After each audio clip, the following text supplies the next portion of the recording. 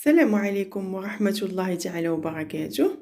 مرحبا بكم مرة أخرى في قناة أسرار داري مع وصفة جديدة وبسيطة ومفيدة في نفس الوقت. غادي نحتاجو الشوفان والحليب، حب رشاد، الزعتر، شوية الملح وزيت الزيتون.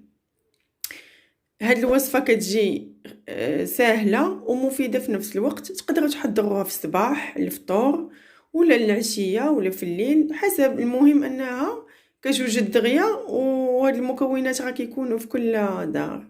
بقاو معايا حتى نكمل الوصفه كامل. صافي، هنا من بعد ما خدينا كاسرول ودرنا فيها الماء حتى غلا، غادي نزيدو الشوفان انا ما غاديش نكثر حيت كاين غير بوحدي. كيبقى الكميه ديال الشوفان على حسب عدد الافراد اللي كاينين في الدار، وهو راه كتديري غير كميه قليله كيعطينا من فاش كيطيب كيتزاد. صافي غادي نزيدو هنايا حب رشاد والزعتر والملح،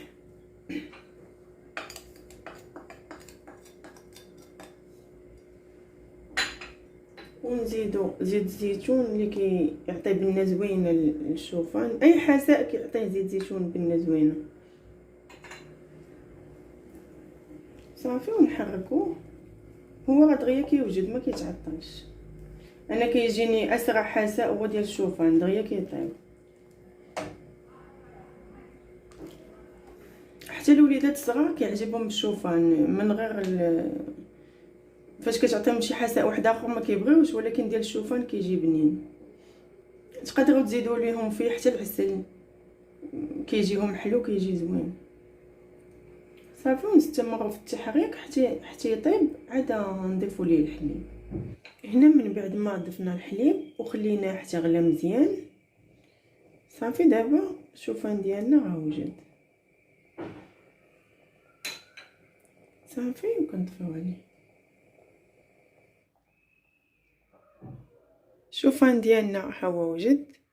ضفت ليه كقيمه غذائيه شويه ديال اللوز والكركاع والتمر. الا متوفر عندكم تقدروا تضيفوه، ما متوفرش ماشي مشكل. نتمنى تجربوا هذه الوصفه السهله والسريعه والمفيده، وما تنسوناش بالتعليقات والاشتراك.